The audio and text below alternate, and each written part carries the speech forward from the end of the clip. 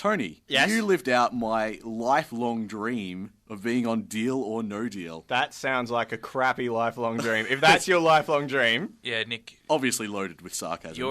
I think you're better than that, to be honest. That's quite nice. But I think your attempts to get back in my good graces... Oh, I'm not. I'm just saying it's more an insult to Deal or No Deal than anything. Okay, but Tony, you were on the show. Yes, I was on the show. How did you find it? I'm not allowed to talk about it. That's rubbish. You know that's rubbish because you've published a blog about it. Yeah, that's true. I'm not supposed to talk about it. Well, you're here now. All right, well, what do you... Ask me questions then. What do you want? Did you win any money? No, we got squat. I stole a pen.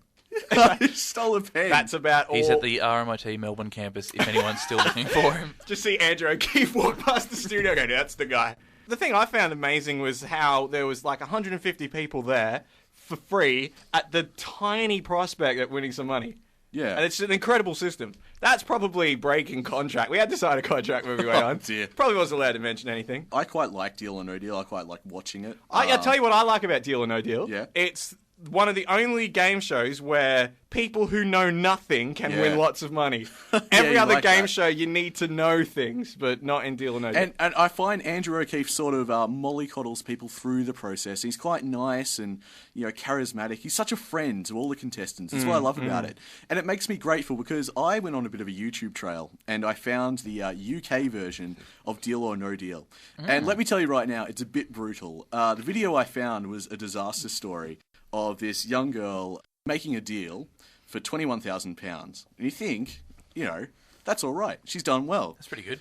Little did she know if she had played on, because this is what they do on Deal or No Deal. They simulate what would have happened if you just had played the game out.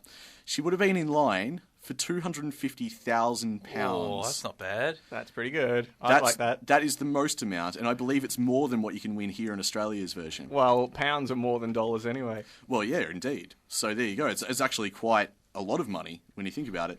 Unlike Andrew O'Keefe, the host is, shall we say, possibly a bit mean. Now, a bit catty. I've got a bit of a soundbite here that sort of chronicles this poor woman's trauma as things go from bad to worse. Keep in mind, she's already made the deal, and this is a collection of quotes that sort of summarises how the host deals with her sadness. So here we go. It actually is. I know. The gameplay that people dream about. You have actually squandered the dream position. If you hadn't said deal, and if you had had the courage of your convictions, the roof of this studio would now be somewhere in Cardiff. I found that quite amusing, to be honest. It just shows... Patronising. Yeah, and it made me value Andrew O'Keefe all the more. The only way it could be any worse in the UK is if you got I think he's an independent politician called Nigel Farage. And this is a soundbite actually taken from Question Time. You have the charisma of a damp rag and the appearance of a low-grade bank clerk. Who are you? I'd never heard of you. Nobody in Europe had ever heard of you. And I can say with confidence that I can speak on behalf of the majority of the British people in saying, we don't know you, we don't want you, and the sooner you're put out to grass, the better.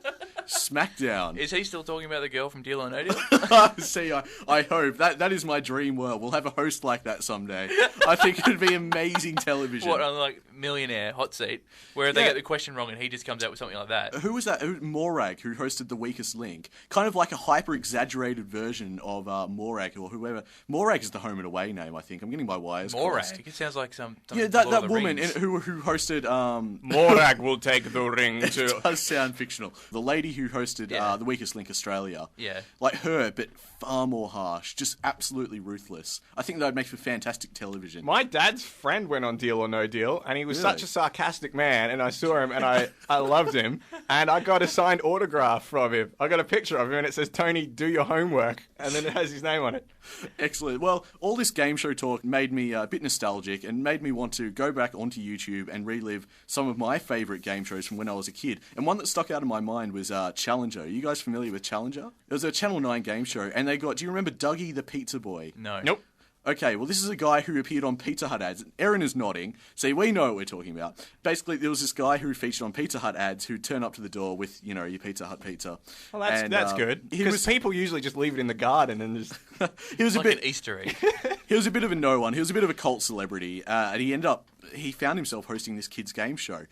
Listen to how well of a job he does, and whether you think he's suited to the role. Well, good afternoon, everyone at home and in our studio, and welcome to Challenger. We've got 2 new teams today. Let's meet them, and then we can have some fun. How are you guys? Team Alpha. Andrew, you're the team captain. Yep. Who have you brought with you? I've brought Teresa and Susan. Susan. You're just checking. You're doing my trick there, checking for a name. I normally do that when I can't remember who it is, which isn't often mine, yeah? Andrew, what's your favourite sport? Soccer. You're a soccer player? Yep. What position do you play? Sweeper. And what does that entail doing in a game of soccer? Well, they take sides sometimes and go a bit forward and help the goalie. When you say take sides, does that mean if you get bumped on the head, you'll swap sides and play for the other team? No. No? So you stay on the same team? Yeah. Great. Beautifully navigated there by Dougie the Pizza Boy. Tom was right, though. He did stand out of breath like he just got to the studio and like, well, we're about to cancel the show. What do I do? Well, you can tell as time goes on, he's clearly fed up and he's not suited to this role at all. He ends up being a bit mean to the kids, as you'll hear in this clip. What planet, it's a cosmics question, what planet is supposed to be the home of Martians? Pluto? Bad luck, it's actually Mars. I thought you'd know that one. Classic patronising Dougie. Wow. I love it. He sounds just slightly more prepared than we are. That's worrying. Don't say that. 0427 767 767 if you happen to disagree with what Tony just said.